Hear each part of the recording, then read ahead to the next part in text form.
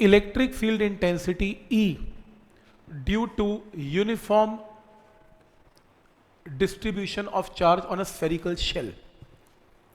एक बात समझ लें, हम E निकालने जा रहे हैं और हमारे पास एक चार्ज क्या है, शेल। शेल समझते हो? शेल एक स्फेयर जो अंदर से हॉलो है, खाली है। तो ये बहुत इंपॉर्टेंट है, कौन सा शेल है, कौन सा स्फेयर है, सॉलिड है, हॉलो है। तो अगर वो शेल लिख रहा है तो शेल पक्का अंदर से क्या मिलेगा आपको, हॉलो। हवा मिलेगी, हवा में चार्ज नहीं होते, हवा में कोई चार्ज नहीं है। तो शेल, अगर शेल के ऊपर चार्ज है वो हमेशा आपको कहाँ पे मिलेगा, ऑन सरफेस। इसको बोलते हैं थिन शेल। ये थिन शेल्स हैं, थिन शेल है और ये कंडक्टर का बना हुआ शेल है, कंडक्टिंग शेल है। कंडक्टिंग शेल का मतलब कंडक्टर की प्रॉपर्टी है कि चार्ज कंडक्टर पे एक जगह पे नहीं हो सकता, चार्ज यूनिफॉर्मली डिस्ट्रीब्यूट हो जाता है शेल के ऊपर। तो आपके पास ये क्वेश्चन है, ये आपके पास एक शेल है, क्योंकि फोटो से बिल्कुल पता नहीं लगता कि ये सॉलिड स्फेयर है कि शेल है। तो ये शेल है, पेपर में लिखा होगा ये शेल है, थिन शेल है, जिसके ऊपर चार्ज इसकी सरफेस के ऊपर है। और अगर सरफेस के ऊपर है तो लैम्डा यूज नहीं करेंगे, रो भी यूज नहीं करेंगे, क्या यूज करेंगे, सिग्मा। सिग्मा का मतलब है इसके ऊपर अगर मान लो क्यू चार्ज है, वो कितने एरिया के ऊपर है, 4 पाई आर स्क्वायर, बड़ा आर स्क्वायर। तो सिग्मा का मतलब चार्ज बाय एरिया, ये कॉन्सेप्ट यूज करेंगे।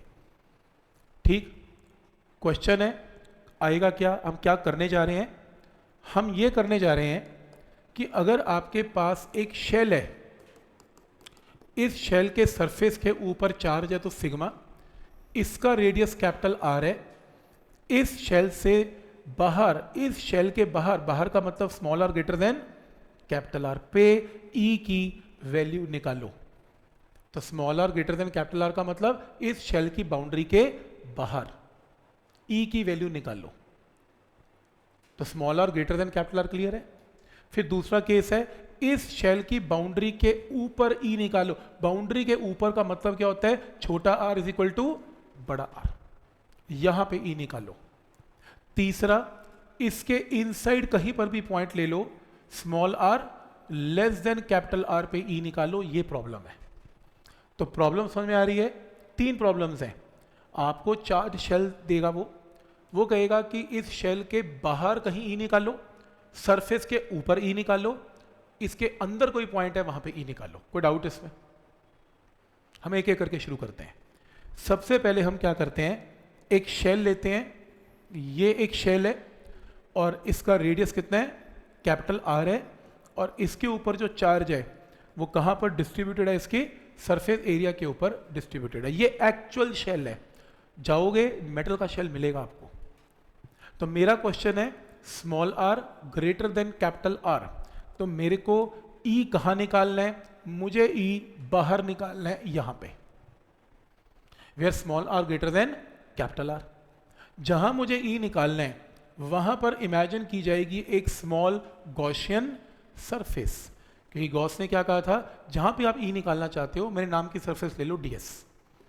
अब आप ई यहां भी निकाल सकते हो, आप ई यहां भी निकाल सकते हो, गॉसियन सरफेस यहां भी होगा, गॉसियन सरफेस यहां भी होगा, गॉसियन सरफेस यहां भी होगा, और गॉसियन अंदर भी होगा, बाहर भी होगा। अगर मैं इन सभी ds ds ds की गॉसियन सरफेस को मिला लूं तो इमेजिनरी क्या बनेगा, एक और स्फेयर। मिला लेते हैं, ये रेड कलर का इमेजिनरी सरफेस मिला रहा हूं, ये रहा, तो क्या बनेगा, रेड कलर की गॉसियन सरफेस। कोई डाउट इसमें? तो ये रेड कलर की लाइन जो है ये आपकी क्या है, गॉसियन सरफेस। ये एक्चुअल स्फेयर नहीं है, तुम जाओगे हवा मिलेगी, यहाँ कुछ भी नहीं है, इमेजिनेशन है। क्लियर है यहां तक? ये गॉसियन सरफेस है। गॉसियन सरफेस वो सरफेस है जिसके ऊपर ई आपको कैलकुलेट करना है। यहां तक क्लियर है? तो इमेजिन करो कि अगर मैं कोई स्मॉल एरिया इसके ऊपर लेता हूं ds, तो ds कैसे होगा, परपेंडिकुलर टू दी सरफेस। यहां ले लो, यहां पे ले लो, ये रहा ds, ds is perpendicular to the surface. कहीं भी ले लो, बाहर की तरफ बनेगा। और जहां आपको ई निकालना है, मान लो यहां पे निकालना है +1, ये प्लस प्लस को रिपेल करेगा कुछ ऐसे, तो ई वेक्टर कैसे बनेगा, आउटवर्ड। और वैसे भी positive lines, electric lines of force बाहर निकलेंगी, और अगर positive electric lines of force बाहर निकलेंगी तो आउटवर्ड होगा ई वेक्टर, तो ई और ds में एंगल क्या बनेगा 0। यहां ले लो, ये पॉजिटिव लाइन बाहर निकलेगी तो ई ds में एंगल 0, नहीं तो देख लो +1 रख लो, प्लस प्लस को रिपेल करेगा, बात खत्म। तो ई और ds में एंगल क्या है 0। तो आप अपनी बुकलेट चेक कर सकते हो, ये रहा पहला case small r greater than capital R, case number 1। तो आपने क्या किया, ये ब्लू कलर का स्फेयर एक्चुअल स्फेयर है, ब्लू कलर का स्फेयर एक्चुअल स्फेयर है, जिसमें एक्चुअल में चार्ज है, ये असली स्फेयर है। इस स्फेयर से स्मॉल r डिस्टेंस दूर आपको E निकालना है, तो आपने क्या कंसिडर की, गॉसियन सरफेस। सभी गॉसियन को मिलाया तो लाल रंग का स्फेयर बना। ये लाल रंग का स्फेयर इमेजिनरी है, इसका नाम है गॉसियन सरफेस। E और ds में एंगल हमेशा क्या बनेगा 0। हम क्या निकालना चाहते हैं यहां पर E। सबसे पहले निकलेगा फ्लक्स। फ्लक्स निकालने के कितने तरीके हैं, 2। पहला E डॉट ds। फ्लक्स किसका निकलेगा, ये बड़ी कंफ्यूजन है, आपका माइंड ये पूछेगा आपसे जब आप, मैं एक्सप्लेन नहीं करूंगा घर जाके, कि सर फ्लक्स किसका निकालते हैं, एक्चुअल स्फीयर का निकालते हैं कि गॉसियन का निकालते हैं। याद रखना गॉसियन का निकलता है, फ्लक्स हमेशा गॉसियन का निकलता है, एक्चुअल का नहीं निकलता। तो आपने जो गॉसियन सरफेस ली उसका फ्लक्स निकाल लो, तो उसका फ्लक्स पहले छोटा निकलेगा ई ds cos 0। कि क्यों गॉसियन का फ्लक्स क्यों निकलता है, क्योंकि गॉसियन का ही ds लिया जाता है। तो ये किसका निकला, ई ds cos 0 गॉसियन का स्मॉल फ्लक्स है। और पूरे लाल रंग के स्फीयर का अगर टोटल फ्लक्स निकालना है तो इंटीग्रेशन ऑफ ds क्या है, ये गॉसियन का ds लाल रंग का ds मिलाओगे तो क्या बनेगा 4 पाई, इसका एरिया क्या है 4 पाई, छोटा r की बड़ा r, किस ds किसका, रेड का कि ब्लू का, रेड का। तो रेड का रेडियस कितना है, तो एरिया भी छोटे r के हिसाब से। क्या ये पॉइंट क्लियर है, ध्यान से नहीं देखोगे बड़े और छोटे r में कंफ्यूजन हो जाएगी। तो रूल नंबर 1, फ्लक्स किसका निकला, गॉसियन का। गॉसियन सरफेस किस कलर की है, रेड। रेड कलर का एरिया कितना है 4 पाई छोटा r स्क्वायर। तो ये स्टेप क्लियर है, छोटे r के साथ एरिया निकलेगा, सही है। ये बात जब गॉस को पता लगी, उसने कहा ऐसे क्यों सिखा रहे हो बच्चे को, मेरे से पूछ लो, 1 मिनट का काम है। मैंने कहा क्या, कहते ये बताओ कहाँ है मेरी गॉसियन सरफेस। मैंने कहा ये रही लाल रंग की। कह रहे मैं निकालता हूँ फ्लक्स, कैसे, बस ये बताओ कि इस लाल रंग के स्फीयर के अंदर, गॉसियन स्फीयर के अंदर कितना चार्ज है। मैंने कहा देखिए ये चार्ज है जो नीले रंग की बॉडी के ऊपर है, क्योंकि हवा में तो चार्ज था नहीं। मैंने कहा ये रहा चार्ज। तो उसने कहा चार्ज डिस्ट्रीब्यूशन कैसी है, मैंने कहा सिग्मा वाइज है। उसने कहा कितने एरिया के ऊपर चार्ज डिस्ट्रीब्यूटेड है, बोलो कितने एरिया के ऊपर, 4 पाई एरिया, वॉल्यूम नहीं, 4 पाई बड़ा r स्क्वायर। तो जो चार्ज है वो सिर्फ इतना चार्ज है, उसमें छोटा r मत पुट करना, उसमें बड़ा r पुट करना। क्यों, क्योंकि चार्ज बड़े r स्फीयर के ऊपर डिस्ट्रीब्यूटेड है, छोटा तो गॉसियन है, उसके ऊपर चार्ज थोड़ी ना है। ये डिफरेंस समझ में आ रहा है। तो जब आप चार्ज पुट कर रहे थे Q इनसाइड, तो आपने एक्चुअल चार्ज पुट करना है जो कि सिग्मा इंटू बड़े R के साथ आना है। कोई डाउट इसमें। फ्लक्स निकलेगा गॉसियन के साथ, फ्लक्स निकलेगा गॉसियन का, लेकिन गॉस थ्योरम लगाते हुए चार्ज निकलेगा जो गॉसियन के अंदर चार्ज है। अब अंदर कहीं भी पड़ाओ छुपाओ, उसको निकाल लो। ये चार्ज है 4 पाई कैपिटल R स्क्वायर के ऊपर। तो अब तुमने फ्लक्स निकाला, ई डॉट ds से निकाल लिया। तुमने फ्लक्स कैसे निकाल लिया, गॉस से निकाल लिया। तुमने दोनों को इक्वेट कर लिया, इक्वेट करके 4 पाई कैंसल, और E की वैल्यू आ गई। तो E की वैल्यू शेल के सरफेस के बाहर अगर कोई पॉइंट है तो ये E का फॉर्मूला काम करेगा। तो पहला पॉइंट क्लियर है, ठीक। तो फिर से एक बार, जहां आपको E निकालना है, consider a Gaussian surface. R छोटे r डिस्टेंस पे E निकालना है, तो गॉसियन सरफेस छोटे r की बनेगी। तो फ्लक्स गॉसियन का बनेगा। गॉसियन का फ्लक्स क्या है, E इंटू 4 पाई छोटा r स्क्वायर। गॉस थ्योरम में क्या निकलेगा, फ्लक्स जो होगा वो Q inside by epsilon not है। Q इनसाइड क्या है, इस गॉसियन सरफेस के अंदर कितना चार्ज है, ये ब्लू कलर का चार्ज है जो कैपिटल R रेडियस पे है। तो 4 pi capital R square, equate करके E आएगा। केस नंबर 2 खत्म नहीं हुआ। अगर आपको सरफेस के ऊपर E निकालना है तो कुछ नहीं करना, जो पुराना रिजल्ट है, ये अभी रिजल्ट आया था, इसमें छोटे आर को क्या पुट करना है, बड़ा आर, तो छोटे आर को बड़ा आर पुट करना है, कैंसल, वैल्यू आ गई। तो सरफेस के ऊपर ई का ये फॉर्मूला है, ये तो सिंपल स्पेशल केस ही हो गया। क्या ये पॉइंट भी क्लियर है? सरफेस के बाहर ई आ गया, सरफेस के ऊपर ई आ गया, सरफेस के अंदर। अगर एक शेल के अंदर ई निकालना है, ये वैसे इतना करने की जरूरत भी नहीं है, ये देखो ये आपका एक शेल है, ये शेल है, बस मुझे ये बता दो इसके अंदर मुझे अगर ई निकालना है तो यहां पर इसके अंदर जब मैं ई निकालना चाहता हूं तो मैं गॉसियन सरफेस कहां लूंगा, यही लूंगा, और सभी गॉसियन सरफेस जब मिलाऊंगा तो ये अंदर की गॉसियन सरफेस ये बनेगी लाल रंग की, ये देखो इस बार गॉसियन सरफेस बाहर नहीं बनेगी, इस बार कहां बनेगी, अंदर बनेगी। क्योंकि गॉसियन सरफेस कहां बनती है, जहां आपको ई निकालना है, अगर बाहर निकालना है तो बाहर का स्फीयर बनेगा, अंदर निकालना है अंदर का स्फीयर बनेगा। अब ये बताओ गॉस थ्योरम से एक लाइन का काम है, गॉस थ्योरम क्या कहती है कि ये क्लोज की फ्लक्स किसका निकलेगा, गॉसियन का। गॉसियन सरफेस के अंदर कितना चार्ज है, इस रेड के अंदर कितना चार्ज है, बोलो कितना है, इस रेड के अंदर कितना चार्ज है, कितने लोग बोलते हैं जीरो, क्यों, क्योंकि तो हॉलो है, हवा में चार्ज थोड़ा ना होते हैं, ये तो इमेजिनरी है, इसके अंदर तो चार्ज ही नहीं है, चार्ज तो ब्लू कलर की सरफेस के बाहर है, अंदर तो चार्ज ही नहीं है। तो गॉस थ्योरम एक सेकंड लगाती है, वो कहती है रेड कलर की सरफेस का यहां पर चार्ज ही नहीं है भाई इसके अंदर, तो फ्लक्स क्या आएगा, जीरो। और फ्लक्स क्या होता है, ई इंटू डी एस, तो डी एस तो जीरो होगा नहीं, तो ई की वैल्यू क्या आएगी, जीरो। भाई चार्ज ही नहीं है तो ई कहां से होगा, तो इसलिए मैंने करके दिखाया हुआ है कि अगर आपको ई यहां निकालना है तो आपने गॉसियन सरफेस यहां पे ले ली, इसका स्मॉल फ्लक्स निकाल लिया, E D S cos zero हमेशा की तरह जीरो एंगल, इंटीग्रेट किया, ये वैल्यू आ गई। लेकिन गॉस थ्योरम क्या कहती है, इस रेड कलर का फ्लक्स क्या होगा, Q inside by epsilon not, पर रेड कलर की सरफेस के अंदर तो चार्ज है ही नहीं, तो फ्लक्स क्या आ गया, जीरो।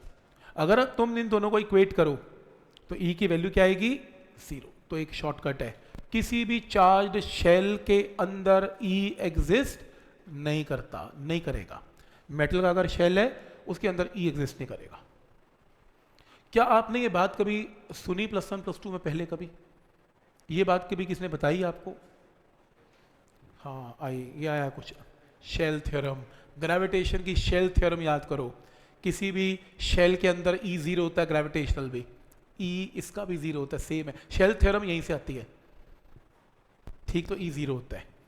तो आपके पास अब क्या बना, पहला सिर्फ देख लो, ये शेल, अगर आप इस शेल के स्मॉल आर डिस्टेंस दूर ई निकालना चाहते हो तो ये पहला फॉर्मूला, सरफेस के ऊपर निकालना चाहते हो तो ये दूसरा फॉर्मूला, अगर आप इनसाइड निकालना चाहते हो तो तीसरा फॉर्मूला। तीन फॉर्मूले अभी रिजल्ट किए हमने तीनों। फिर उसके बाद ये देख लो, आज मैंने अभी आपको ये स्टार्टिंग में बता दिया था, इसमें सिग्मा यूज होगा। मान लो टोटल चार्ज पूरा सरफेस के ऊपर क्यू है और एरिया कितना है, 4 पाई कैपिटल आर स्क्वायर, क्योंकि ये चार्ज कैपिटल आर के ऊपर डिस्ट्रीब्यूटेड है। तो यहां से सिग्मा की वैल्यू पता लग गई, इसे मॉडिफाई कर सकता हूं, सिग्मा की जगह चार्ज बाय एरिया, एरिया में 4 पाई कैपिटल आर स्क्वायर, 4 पाई ये आर स्क्वायर से आर स्क्वायर कट गया तो वही पुराना फॉर्मूला आ गया। तो यानी कि ये फॉर्मूला अभी भी वैलिड है कि अगर आपके पास कोई शेल है और तुम आर डिस्टेंस दूर ई निकालना चाहते हो, इसके ऊपर क्यू चार्ज है, तो 1/4 pi epsilon naught Q by R square से ई निकाल सकते हो। ये भी फॉर्मूला चलता है। आप सोचेंगे पेपर में लगेगा क्या, जिन क्वेश्चंस में आपको न्यूमेरिकल में सिग्मा गिवन है उसमें तो ये लगेगा फॉर्मूला, पर जिसमें सिग्मा की जगह चार्ज गिवन है उसमें ये लगेगा फॉर्मूला। दोनों फॉर्मूला इंपॉर्टेंट है, लेकिन इंपॉर्टेंट ये है कि आप बाहर निकाल रहे हो ई, बाहर का मतलब यहां पे डिस्टेंस कैपिटल आर नहीं आएगा, क्या आएगा, स्मॉल आर आएगा। उसी तरीके से यहां पर भी सिग्मा की जगह चार्ज बाय एरिया, तो ये फॉर्मूला सरफेस के ऊपर लगेगा, लेकिन सरफेस के ऊपर स्मॉल आर नहीं आएगा, क्या आएगा, कैपिटल आर आएगा। तो जिन क्वेश्चन में सिग्मा गिवन है उन क्वेश्चन में ये फॉर्मूला ई का, और जिन क्वेश्चन में क्यू गिवन है उनमें ये फॉर्मूला ई का, और वो तो चलो बात ही खत्म है, ई की वैल्यू तो जीरो है, उसका तो कोई फॉर्मूला ही नहीं है। तो पॉइंट समझ में आ रहा है यहां तक कि क्या रूल है इसमें।